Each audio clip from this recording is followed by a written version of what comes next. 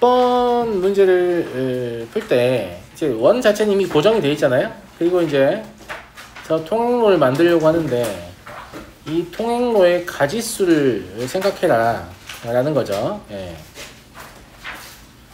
이걸 이제 제가 처음에 풀려고 시도했던 기법은 이제 원이 완전 대칭 구조니까 4분원만 가지고 문제를 풀 수 있지 않을까를 생각을 했는데, 그러면 가로 세로가 홀수의 개수가 나올 때 4분원은 블럭이 반 개가 나오면서 더 다루기가 짜증나지거든요. 예, 그래서 4분원을 풀려고 했던 이유가 더 편하게 풀려고 했던 건데 더 불편해지는데 굳이 그런 선택을 할 이유가 없잖아요. 그래서 그냥 원을 가지고 풀릴 시도하겠습니다. 무슨 말인지 알겠죠? 예.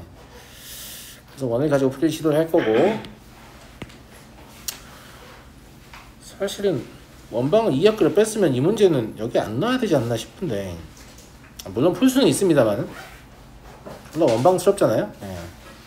X축 Y축 이렇게 잡고 나서 할 거예요. 여기까지 아무 문제 없죠? 그죠? 예. 그냥 편의상 잡는 거예요. 가운데 원점이라고 생각하고 이렇게 잡고요. 예. 여기를 여기를 X개가 있다고 할게요. 여기를 Y개가 있다고 하죠. 괜찮은 것 같습니까?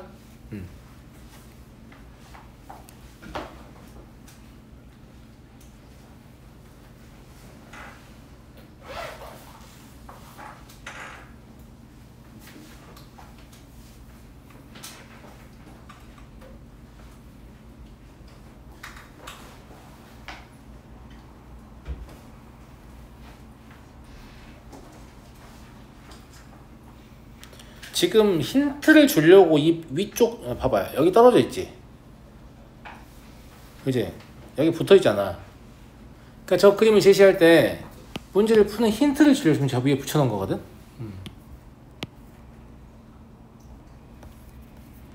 여기 윈 라인을 이렇게 찾아보면 이게 블럭이 폭이 1m니까 내부에 있는 원의 반지름 5m잖아요. 그럼 저거의 높이는 6이라고 볼 수 있거든요. 예. 그러면 이 원 위의 점의 좌표가 8,6이에요. 이거 원방 몰라도 돼요. 피타고라스 대수잖아. 6, 80. 쌤말 무슨 말 이해가 되니 친구들아? 이해가 되는 거 아니? 그러하다. 그럼 이걸 통해서 무슨 말을 하고 싶은 거냐?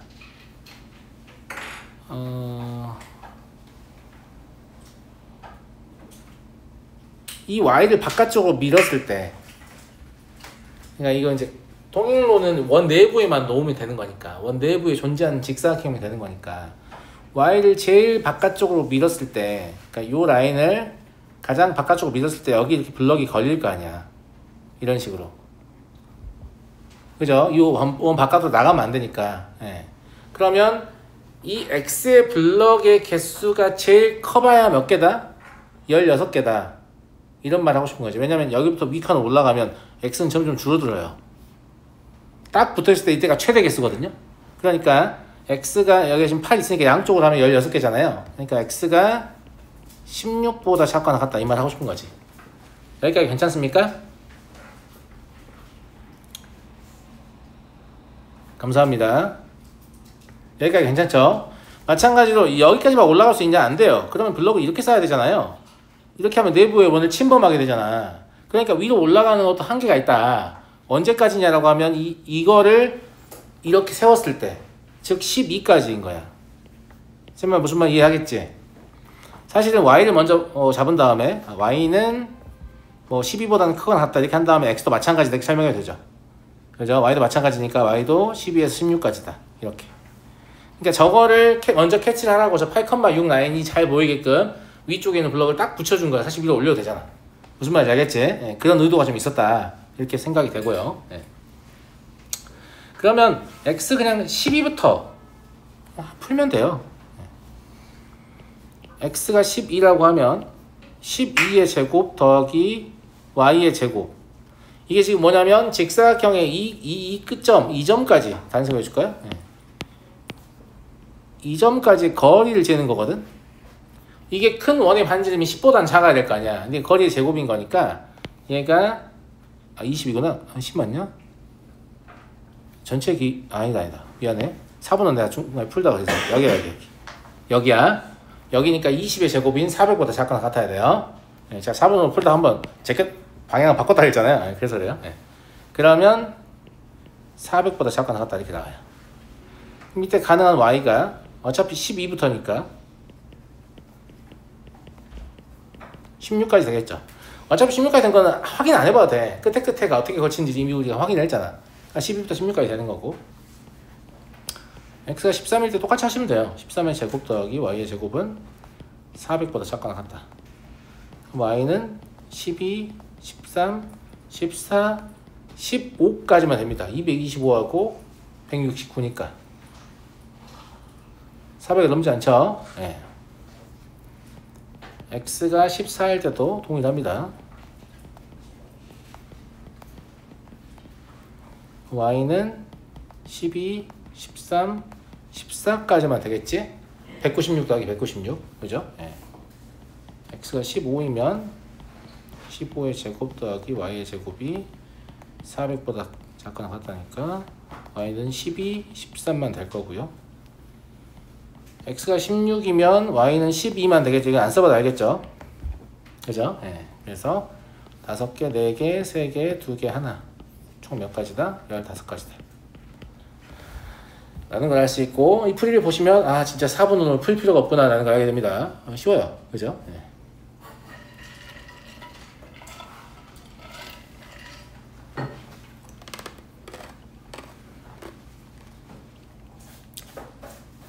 넘어가면 되겠죠? 자, 다음 2개 2차 방정식 서로 다른 두 식은 간다라고 했으니까 m의 범위를 얘가 제한을 걸 거예요. m의 범위 먼저 확인하고 내려가죠. m은 -1보다 작거나 1보다 크다 이게 나오고, 두 번째 4번의 기입을 하시면 m은 1보다 작다가 나와요. 그러니까 이 두 개의 공통 범위를 생각해 보면 m은 당연히 마일보다 작을 수밖에 없는 거죠. 이걸 깔고 가는 겁니다. m은 마일보다 작은 실수다. 아무 실수나 되는 게 아니다 라는 거고, 기억의 두 근이 니은의 두 근보다 항상 크다 라고 하면 2차 방정식의 실근의 위치라는 것은 결국은 뭐냐면 2차 함수의 x 절편일 뿐이에요. 다 동의하시죠? 예. 그런데 하나는 대칭축이 -1로 확정이고 하나는 -m인데 중요한 힌트죠. m이 -1보다 작기 때문에 -m은 -1보다 반드시 크게 됩니다. 동의하시죠? 예. 그래서 이렇게 근이 있고, 사실 이제 y좌표까지 몰라서 이거 높이가 똑같냐라고 하면 몰라 나도. 그런 거 모른다. 그런 거 모르고 내가 알 수 있는 거는 여기가 x가 -1이고 높이가 똑같은 것처럼 그려지는 거 그냥 우연이야. 그냥 무시해. 알았어? 중요하지 않고, x는 -m이고 중요한 건 뭐냐면 얘의 두 근이 진짜 얘의 두 근보다 작잖아. 기억이 더 크잖아. 그러니까 니은이 더 작잖아. 그러니까 문제에서 말하는 거대로 됐잖아 지금. 기억의 두 근이 니은의 두 근보다 더 크잖아요. 그죠? 예.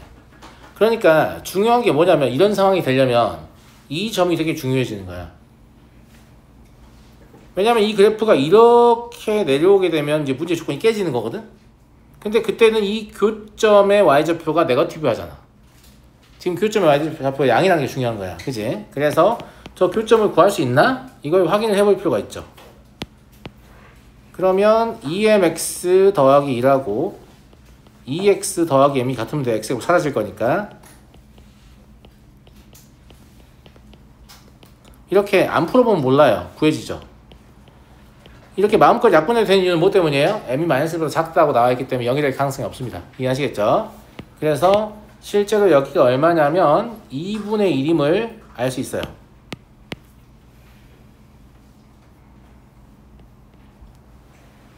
미정계에서 섞여있기 때문에 교점을 구할 수 없겠지라고 막연히 생각하거든? 이렇게 구해지는 경우가 있으니까 해봐야 돼요. 알겠죠? 미정계에서 관계없이 구해지는 경우가 있다. 그러면 2분의 1을 아무데나 집어넣어 밑에 식에 넣으면 이렇겠지? 4분의 1 더하기 1 더하기 m이 양수인 상태를 유지해야 돼요. 그럼 m은 -4분의 5보다 크니까 이 두 개를 결합하시면 m은 마이너스 4분의 5보다 크고 마이너스 1보다 작은 거예요. 그래서 a 더하기 b는 마이너스 4분의 9다. 이렇게. 그래서 2차 함수에 대한 이해도가 높으면 2차 방정식 문제든 2차 부등식 문제든 못 풀 이유가 없다라는 거예요. 항상 그래프가 문제를 풀어주니까 그래프를 잘 이용하시라고 했습니다. 넘어가도 되겠죠? 네. 자, 다음 문제 12번 볼게요. P가 3분의 2보다 크다. 3분의 2보다 큰 실수 P에 대해서 다음 연립부등식 3분의 2보다 크다는 건 첫 번째 부등식을 좀 쉽게 풀게 해줍니다.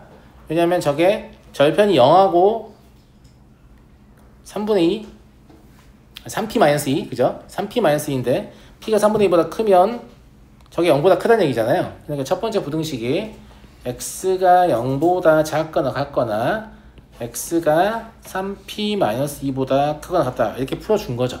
네, 첫 번째 부등식을 이렇게 풀으라고 알려준 거고, 두 번째는 얘가 p의 제곱 더하기 2니까 인솔이 되는 형태입니다. x-p x의 제곱 마이너스 p의 제곱 마이너스 2 이렇게인 거잖아요. 그러면 p하고 p의 제곱 더하기 2하고 누가 더 큰지를 알아야 되잖아. 그죠? 예. 근데 p의 제곱 더하기 2에서 p를 빼보잖아요. 이거 항상 양수죠. 이게 p에 관한 2차 함수고 판별식 써보시면 항상 양수예요. 그죠? 예. 그러면 얘도 그냥 풀 수 있어요. 못 풀 것처럼 생겼지만 풀 수 있다. 이렇게 풀리는 거죠. 그래서 이제 뭐 부등식 자체는 풀려 있는데,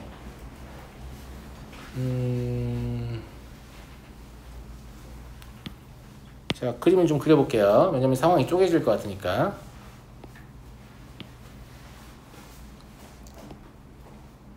여기가 0이고 여기가 3p-1라고 해보죠.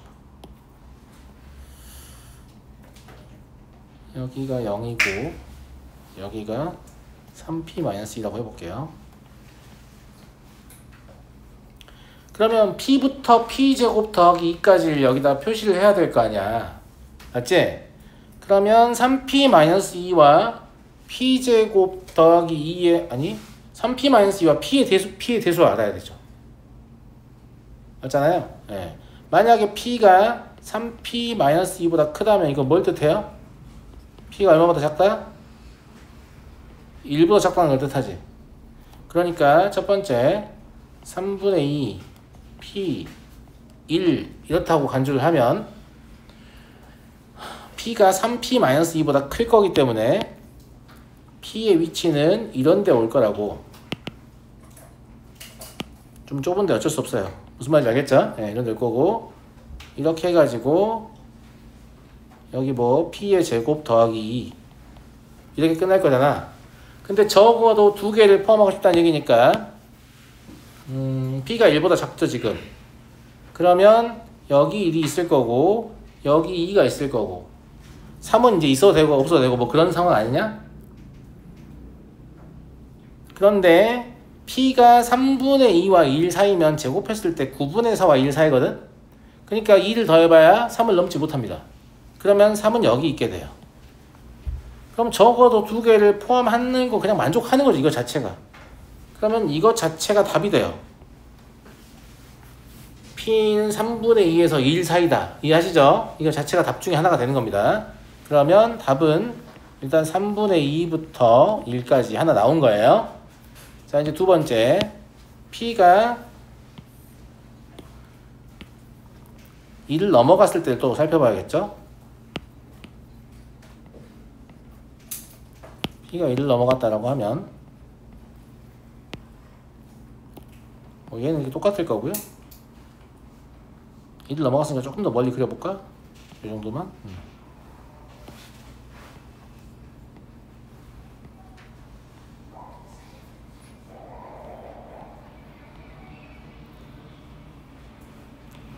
p가 1보다 큰 건 확실한데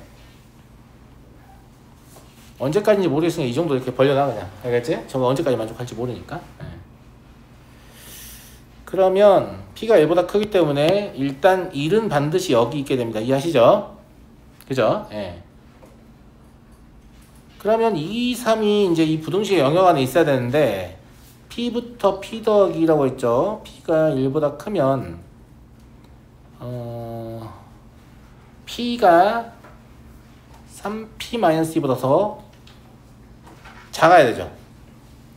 아까 이거 있었잖아. P가 3P-2보다 작으면 P는 어떻게 되니? 1보다 크다가 되잖아. 등호 붙일까? 이렇게 되겠지.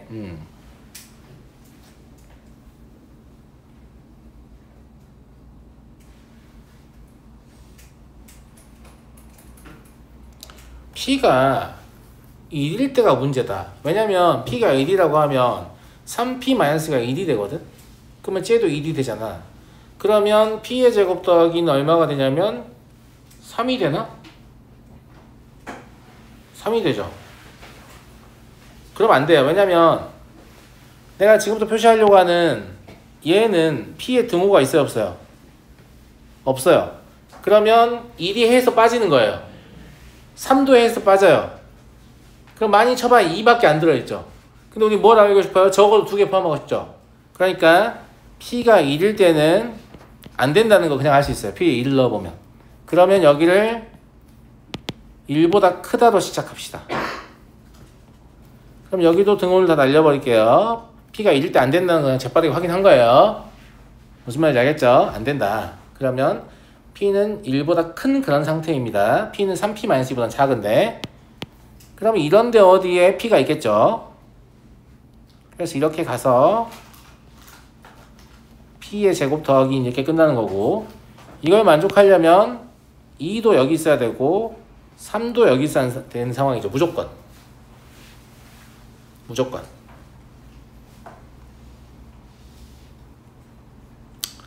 아니,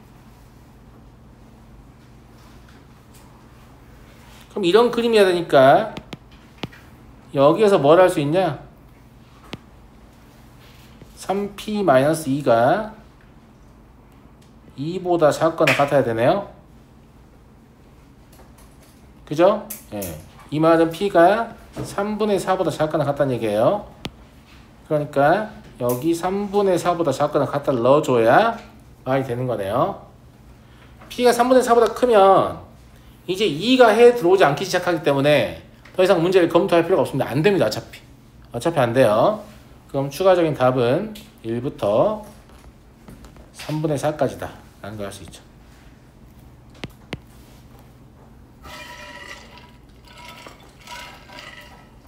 이렇게 부등식 고난도 문제는 되게 좁은 영역에서 얘네가 바뀌는 것들을 잘 봐야 되거든. 그래서 그림 좀 성의 있게 그리고 그냥 무지성으로 이쯤 있겠지라고 하면 안 돼. 그때부터 문제 틀리기 시작하는 거야. 무슨 말인지 알겠지? 얘가 여기에 놓이려고 하면 어떤 특정한 범위를 만족해야 돼. 그럼 범위를 쓰고 시작해야지. 아무데나 막 놓으면 안 돼요. 무슨 말인지 알겠죠? 다만 문제의 조건을 만족하는 그림 위주로만 살펴보시면 돼요. 막 처음부터 다 볼 필요 없어. 실수 전체의 P에 대해서 이런 짓을 할 필요는 없다 라는 얘기예요. 지금 보시면 딱 답이 될 만한 그림 2개만 그려서 문제를 풀었죠. 예. 이번에 6평 모의고사 마지막 문제도 사실 그렇잖아요. 답이 될 만한 문제를 그냥 한 번에 그리라는 뜻이었습니다. 문제 자체가. 예. 그걸 한 번에 그리라는 뜻이었어요. 그게 한 번에 생각이 안 나면 어떡하죠? 공부를 다 하시면 돼요. 알겠죠? 예. 넘어가겠습니다.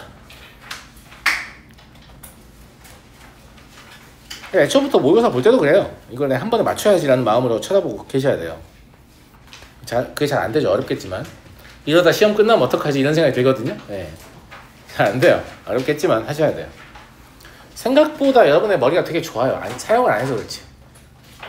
사용을 안 해서 지금 이제 낡았다는 표현이 그런데 아무튼 사용을 자꾸 안 하려고 하니까 자꾸 이렇게 낮은 성능을 유지하는 거거든요. 네. 자꾸 사용을 하시면 높은 성능을 낼 수 있는 머리 포텐셜을 충분히 가지고 있습니다. 가지고 있어서 계속 고도로 복잡한 문제를 가지고 여러 번 생각하고 훈련을 하잖아요. 그러면 문제의 조건을 종합적으로 고려해서 이럴 것 같다 라는 판단을 합니다. 그리고 그게 진짜 맞아요. 그러니까 좀 잘 치는 고3들 보면 실제 그렇거든. 시험 되게 케이스 많아. 되게 16개 막 케이스 16개인데 그 중에 한 번만 이건가? 그럼 답이에요. 그러니까 문제를 잘 읽고 한참 생각해. 그래프 뭐일 것 같다 생각하다 보면 이거일 것 같은데 라는 추측이 딱 되고, 이제 수학이 짧은 애들은 그 추측해보면 틀려요. 알겠죠? 예. 수학을 많이 하면 할수록 그게 맞아요. 진짜 맞다. 혹은 만약에 그게 아니더라도 이거만 조금 어긋났으니까 그럼 이거면 되나? 이렇게 해서 한 2번만 찾아요. 보통 그렇게 찾고 대부분 고득점 하는 친구들은 그런 식으로 문제를 풀고 있다. 이렇게 보시면 될 것 같아요. 10번 그림과 같이 경계가 구분된 6개 지역의 인구 조사를 이건 이제 좀 유명한 문제, 나름 유명한 문제예요. 여기저기 많이 나와. 어려운 문제는 아니고. 인구조사원이 한 명이 서로 이웃한 2개 지역 5명밖에 고용이 안 된 거야. 6명이 고용돼서 6명이 나가면 참 좋은데 그게 안 된다 이거야. 그럼 한 명이 좀 족뱅이를 쳐야 된다 이런 얘기죠. 예. 그런데 대신에 막 이런데 2개 해라 이러면 이제 그만둘 수도 있잖아요. 그러면 안 되니까. 그러면 이웃한 거 2개를 가지고 해라 이건데, 그러면 이웃한 영역을 고르는 방법의 수를 못 센다는 얘기밖에 안 되는 질문이 되게 쉬우니까 잘 들어봐. 어떻게 세면 되냐면 이렇게 세면 돼. 자, 마음속으로 이걸 칠해. 이거 이웃한 몇 가지예요? 3가지죠. 그러면 얘랑 이웃한 모든 상황은 다 센 거죠. 자, 이제 이거는 그림에서 빼세요. 그냥 없는 거예요. 그림은 뭐밖에 없는 거예요? 이거밖에 없는 거예요. 요령 아시겠어요? 마음속으로 생각하라고. 실제 지우개 막 지우개 파고 있지 말고 마음속으로 생각할 수 있지? 자, 그러면 얘랑 이웃하는 건 몇 개예요? 2개. 또 얘 이제 그림에 삭제하세요. 무슨 말인지 알겠죠? 얘랑 이웃하는 거 몇 개예요? 3개. 얘 그림에 삭제하세요. 얘랑 이웃하는 거 몇 개예요? 1개. 그림에 삭제하세요. 얘랑 이웃하는 거 몇 개예요? 됐죠? 답니다. 여기까지. 이렇게 쓰니까 겁나 쉽죠? 선생님 이것도 삭제 안 해요? 야, 그럼 이웃할 게 없잖아 이제. 하나밖에 안 남았는데. 됐지? 10개밖에 안 되는 거야. 그러면 답은 10 곱하기 5 팩토리얼 1200입니다. 6개 영역이 이미 선택이 됐기 때문에 이제 조사원들은 출발하면 되죠. 예, 그러니까 5 팩토리얼. 이해하겠니? 그래서 이웃한 영역을 이렇게 고를 때 방금 쌤이 한 것처럼 얘를 중심으로 이웃한 거 다 셌으면 이제 얘를 없애버려. 넌 없다. 이러고 나머지만 가지고 또 하시면 돼요. 알았죠? 여러분들 경우에서 진짜 잘하셔야 돼요. 지금 기말고사 때문에 잘해야 되는 게 아니고 당신들은 수능에 직접 출제 범위예요. 고3이 돼서도 막 나 경우에서 못하는데 뭐 이질하고 있을 거야? 무슨 말인지 알겠니? 네, 잘해야 돼요. 네. 언니 듣고 있나? 선생님 듣고 있나? 하기 싫다고 안 하면 되겠어 진짜? 제정신이야 진짜?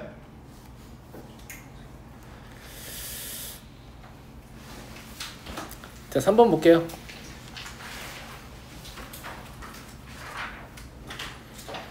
다섯 개의 숫자 2, 2, 3, 4, 4가 하나씩 적힌 5장의 카드를 일렬로 나열하는데 K번째 자리에는 K가 적힌 카드가 나오지 않도록 하고 싶다. 이게 이제 교란 순열로 처리가 안 되죠. 얘는 숫자가 막 같은 게 있어가지고. 항상 얘기하지만 뭐가 제일 중요하다고? 분할이 제일 중요하다고. 분할이 제일 중요해요. 분할이 제일 중요해요. 어차피 2번 자리에는 2번이 못 오죠. 그럼 3 또는 4가 올 거 아니야? 4번 자리에는 4번이 못 오죠. 그럼 2 또는 3이 올 거 아니에요. 그러니까 그걸 생각해보면 케이스는 3가지밖에 없어요.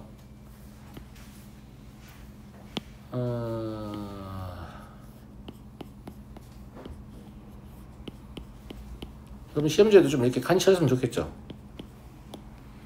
졸라 편할 것 같죠, 그러면. 여기에 3이 오고 여기 2가 오는 경우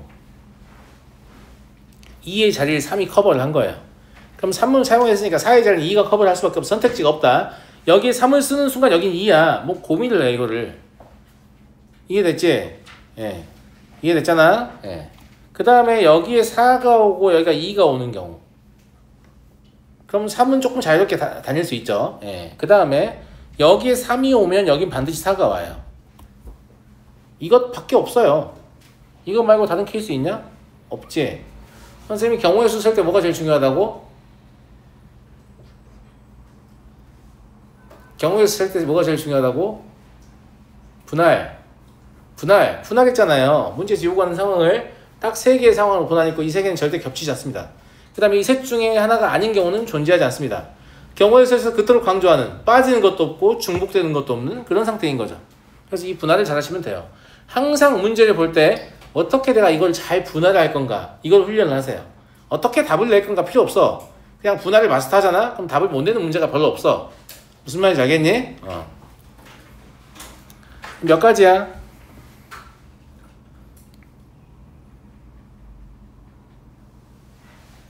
몇 가지냐고. 아니 3, 2를 지우면 첫 번째, 세 번째, 다섯 번째 잡아. 그럼 제한 조건이 있어 없어? 없어. 그럼 2, 4, 4의 나열이야. 2, 4, 4의 나열이면 3팩, 2팩 아니에요? 같은 것이 있는 순열? 몇 가지? 세 가지. 왔다 어렵다 대답 듣기. 됐지? 저렇게 4, 2가 놓게 되면 4, 2가 없어지는데 3은 여전히 제한 조건인 상태지. 가운데 못 오잖아요. 어떻게 셀래? 이게 낫지 않아? 그냥 제한 조건이 없다고 치고 2, 3, 4를 마음껏 놔야 돼. 그러다 보면 세 번째 위치에 3이 오는 순간이 있겠지. 그건 몇 가지밖에 안 돼. 두 가지밖에 안 되잖아. 그걸 빼 그냥. 이해하시겠죠? 예. 마지막 거는 위에 거하고 똑같은 케이스죠. 대칭 구조니까. 그래서 다 더하시면 답은 몇 가지다? 10가지다. 쉬워요? 안 쉬워요? 쉬워요. 왜 쉬운 거야? 분할을 잘했기 때문에.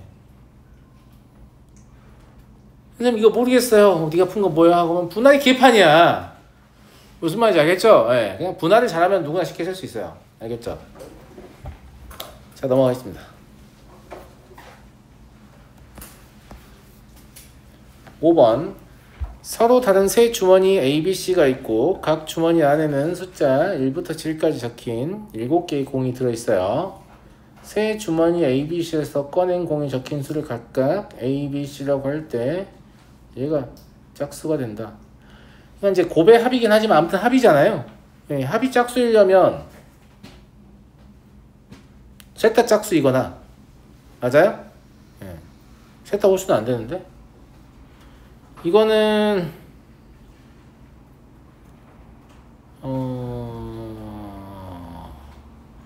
홀수 두 개의 짝수 하나가 불가능해요. 얘가 홀수고 얘가 홀수고 얘가 짝수인 건 안 돼요? 안 되죠. 왜냐면 A, B하고 B, C가 홀수잖아요. 그러려면 홀수는 홀수와 홀수의 곱이어야만 되잖아. 맞잖아. 그러니까 A, B, C가 다 홀수잖아. 그러면 C와 A의 곱이 어떻게 홀수가 되겠어요? 안 되네. 그냥 안 된다는 거 알겠지? 그냥 안 돼요. 아, 안 되는구나. 이게 안 되면 그러면 짝짝짝 밖에 안 된다는 얘기지. 근데 짝짝짝이란 말은 두 가지 케이스가 가능해. 홀짝짝이어서 짝짝짝이 되는 경우, 짝짝짝이어서 짝짝짝이 되는 경우, 이 두 가지로 분할됩니다. 이해하시겠죠? 선생님 B가 홀수일 수도 있잖아요. 할 거야. 알겠죠? 어차피 똑같은 케이스잖아. 그냥 3C를 곱하면 시작하면 되잖아요. 홀수의 위치 때문에. 무슨 말이야? 누가 홀수냐 이거예요. 그럼 홀수의 위치가 정해졌죠? 그러면 실제로 그 홀수를 지정해야 돼요. 그건 4C1이죠. 4개의 홀수 중에 하나를 선택하는 거니까. 맞아요? 그 다음에 짝짝은 3의 제곱으로 하면 되죠. 왜냐면 똑같은 숫자 나올 수도 있거든. 그지? 그럼 얼마야? 108. 그 다음에 짝짝짝은 3의 세제곱이죠. 27이에요. 여기 더하시면 답은 135다. 이건 역시 문제에서 요구하는 상황은 두 개밖에 없다라는 걸 그냥 잘 분할하시면 된다. 이런 얘기고요.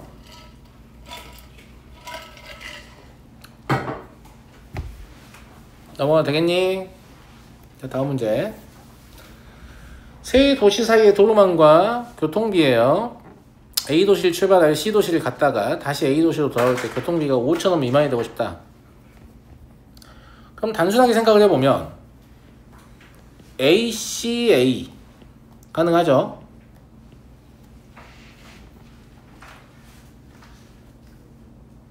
B를 거치지 않는, 그러니까 윗 경로로만 오는 거예요. ACA. 됐어요? 네. 그 다음에 A, B, C, A. 이건 지금 금액을 고려하지 않고 경로만 고려하고 있는 거예요. 알겠죠? 네. 그 다음에 A, C, B, A. 이것도 가능하고 A, B, C, B, A. 이제 경로만 봤을 때는 이렇게 네 가지가 가능해요. 맞아요, 맞아요. 근데 그냥 봐도 가장 마지막이 가장 비쌀 것 같죠? 대충 비쌀 것으로 기대되지. 그러니까 최대한 저렴하게 가보자. 그러면 갈 때 1,000원, 1,500원, 돌아올 때 1,500원, 다시 1,000원. 그럼 5,000원이잖아. 그러니까 여기서 가장 싼 경로를, 근데 항상 의미가 없죠. 다 똑같아서 가격이. 찾아다녀도. 여튼 돈을 제일 안 쓰려고 해도 5,000원을 무조건 쓰게 된단 말이야. 그러면 얘는 금액 때문에 탈락이에요.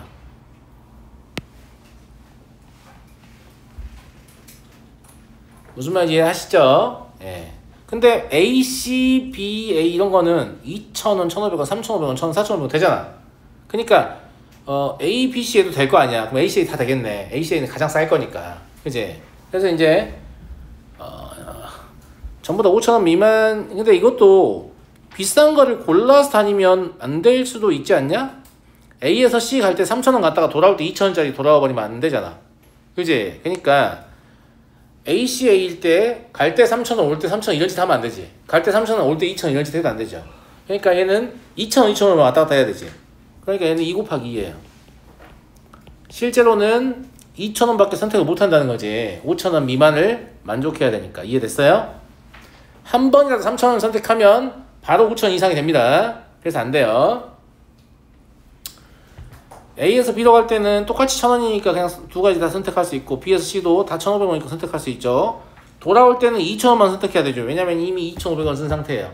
3,000원 쓰면 5,500원이에요. 8입니다. A에서 C로 갈 때 마찬가지 3,000원 쓰면 5,000원 무조건 넘게 되니까 2 곱하기 2 곱하기 2죠. 또 8입니다. 그럼 답은 20이다. 별거 아니었다. 넘어가도 되겠습니까? 7번 보죠. 자연수 2의 L제곱 곱하기 3의 M제곱에 대해서 옳은 것을 고르시오. 2, 3일 때의 양의 약수의 개수는 당연히 3, 4, 10이다. 뭐 이런 거 모르는 학생 없겠죠? 그죠? 소인수분해 된 상태니까. A가 1에서 100 사이를 만족하는 A의 개수는 20이다.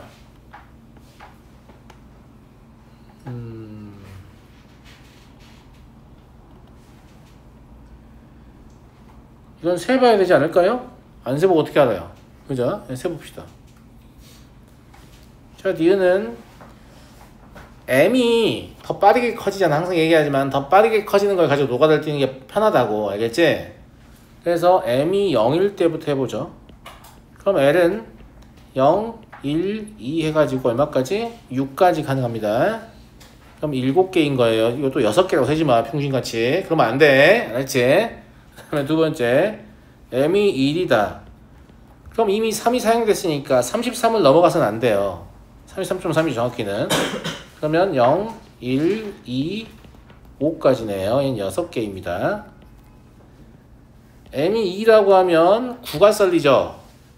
그잖아. 그러니까 L은 0, 1, 2, 3까지밖에 안 되겠네. 8, 9, 7, 12. 그지? 16 곱하기 9는 안 되니까. M이 3이면 L은 0, 1밖에 안 되겠네요. 왜냐면 이미 27인 상태이기 때문에. M4이면 L은 0밖에 안 됩니다. M이 3이면 81 이미 가지고 있으니까. 그럼 얘 4개고, 얘 2개고, 얘 1개예요. 13, 17, 20 맞네요. 이해되시겠죠? 양의 약수의 개수가 12. 양의 약수의 개수는 어떻게 구한다고요? L 더하기 1 곱하기 M 더하기 1. 이게 12다. 맞아요?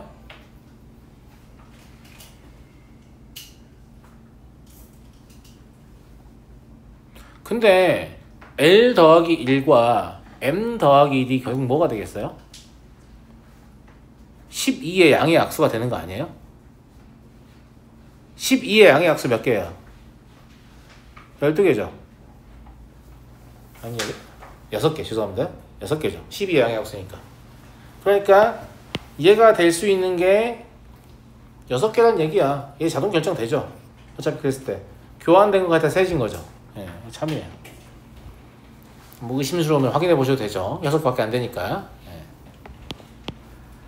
넘어가도록 하겠습니다. 그러니까 실제 경우의 수를 세는 건 니은밖에 없었어요. 니은만 세면 되는 거고. 니은도 뭐 한 거예요? M을 기준으로 분할한 거죠. 예. 자, 8번 보겠습니다. 1부터 10까지의 자연수가 각각 하나씩 적힌 10장의 카드가 들어있는 주머니가 있다. 이 주머니에서 한 장의 카드를 2번 꺼낼 때 처음과 두 번째 나온 카드에 적힌 수를 각각 A, B라고 하자. 이게 3의 배수가 되는 경우의 수. 3의 배수는 합이 3의 배수를 판정하죠. 합이 3의 배수이다면 숫자 자체가 중요합니까? 그렇지 않습니다. 당신들이 더하려고 하는 숫자의 나머지가 중요합니다. 처음부터 그 숫자를 3으로 나눈 나머지를 알고 있다면 아주 편리하게 풀 수 있죠. 예를 들어서 나머지가 0인 수는 369예요. 나머지가 1인 수는 1, 4, 7, 10이죠. 나머지가 2인 수는 2, 5, 8입니다. 이렇게 숫자를 나누라는 얘기죠. 그래서 A, B가 3의 배수가 되려면 0, 0이거나 나머지 얘기예요. 1, 2이거나 나머지 얘기예요. 2, 1이거나 나머지 얘기입니다. 아시겠죠? 네, 이거밖에 안 됩니다. 그럼 0, 0은 뭐가 되겠어요? 3P2에 해당하겠죠. 왜냐면 이게 0, 0이니까 이걸 가지고 A, B의 숫자를 나열하는 거니까. 됐어요? 네. 1, 2는 4C 1 곱하기 3C2가 되겠죠? 2, 1은 똑같을 거니까 곱하기 2 하면 되겠네요. 이해하시죠? 24 곱하기 6이니까 답은 30인가요? 24 곱하기 6이니까. 그래서 3의 배수를 판정하는 건 이렇게 쉽습니다. 뭘 하시면? 정수의 분류를 이용하시면. 정수의 분류가 이런 문제를 풀 때 굉장히 크게 도움이 돼요. 그래서 제가 정수의 분류를 굉장히 중요하게 강조한 바 있습니다. 알겠죠? 3C. 네? 3C. 31 아니냐? 미안해. 32 맞지 않냐? 31이야. 미안해. 31이에요. 하나 뽑는 거니까. 답은 똑같은데 아무튼 틀렸어요. 31이라고 해야 돼요. 네. 자, 다음 9번 보겠습니다. 기역, 니은, 디귿, 리을, 미음, 비읍 6개의 영역으로 나눠 놓은 정사 노란색을 포함한 서로 다른 6개의 색을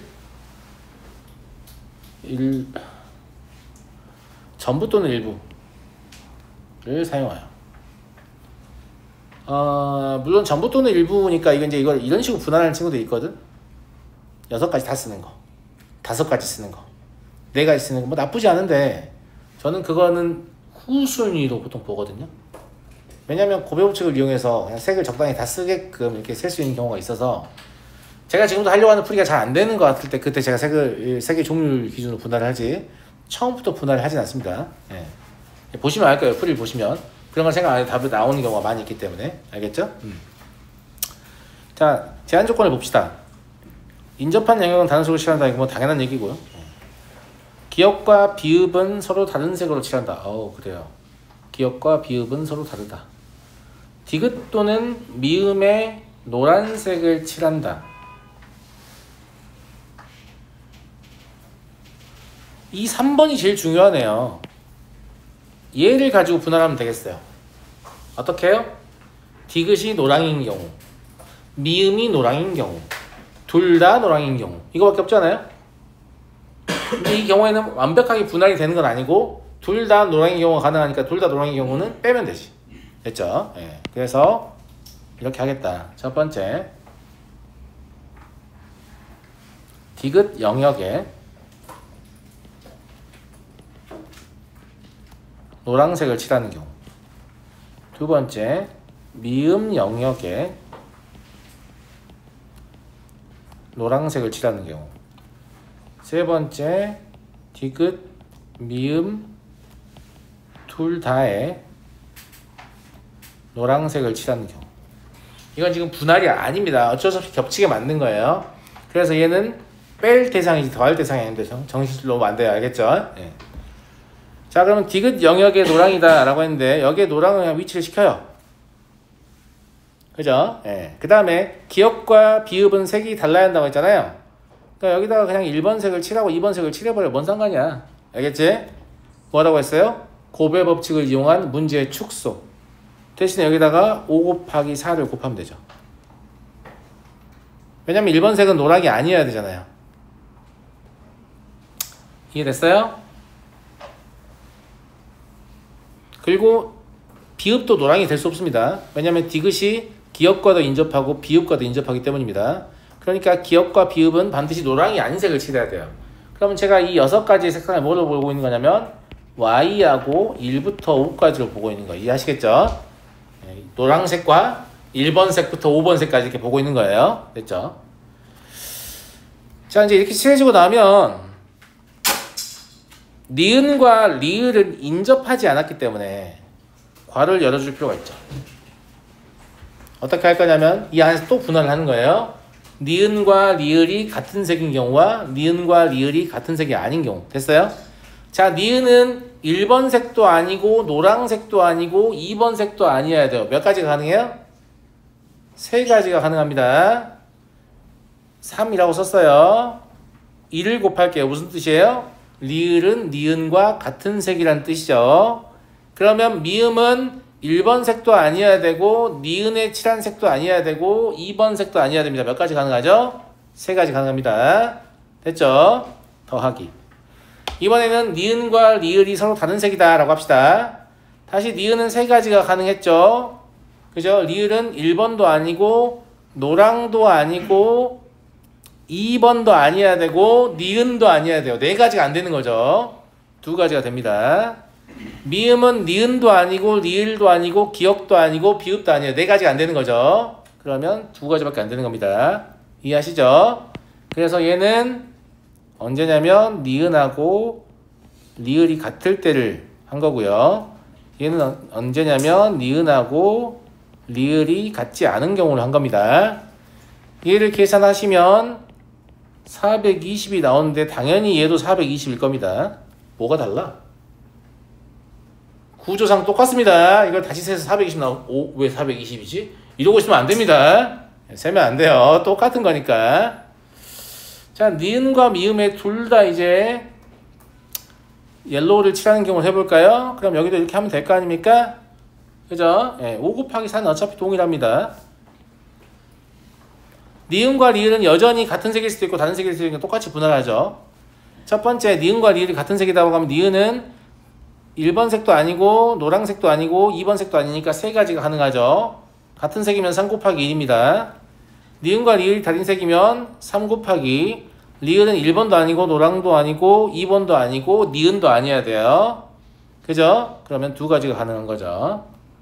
얘는 180개 나옵니다. 얘도 니은과 리을이 같은 경우하고 니은과 리을이 같지 않은 경우예요. 정신 챙겨요. 그럼 답은 420 곱하기 2 마이너스 180 하시면 되고요. 660이 되겠습니다.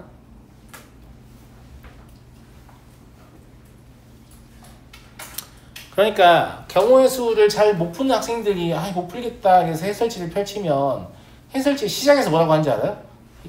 니은과 리을의 색이 같은 경우, 니은과 리을의 색이 다른 경우, 마치 그것을 외워야 하는 느낌이 좀 듭니다. 그런 거 아닙니다. 왜 분할을 하게 되냐면 내가 니은에다가 뭔가를, 니은과 리을에다 뭔가를 같게 칠하는 건 다르게 칠하는 순간 그 다른 영역의 경우의 수가 다르기 때문에 곱해서 풀 수가 없는 상황이 된 거예요.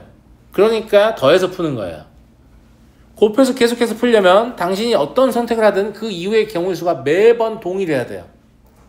곱의 법칙의 핵심적인 내용이 뭐였냐면 사건 A가 M가지이고 사건 B가 N가지이면 사건 A와 B가 동시라는 경우는 N 곱하기 N이다. 이렇게 잘못 외우고 있으면 안 돼요. 분명히 책에는 뭐라고 나와 있냐면 사건 A가 일어나는 경우 수가 M가지, 그리고 그 각각에 대하여 사건 B가 일어나는 경우의 수는 N가지라고 나와 있어요. 무슨 말이냐면 A에서 너네가 그 M가지 중에 어떤 선택을 하더라도 B의 경우의 수는 N가지도 동일할 때만 곱해서 풀 수 있다라고 하는 거예요. 근데 그런 생각 안 하고 그냥 곱해서 풀면 되는 거 아닌가? 라든지 아니면 선생님이 뭐 알려주면 그래서요? 더해요? 곱해요? 막 이러면 진짜 안타깝다. 무슨 말인지 알겠지? 그걸 본인이 주도하셔야 된다.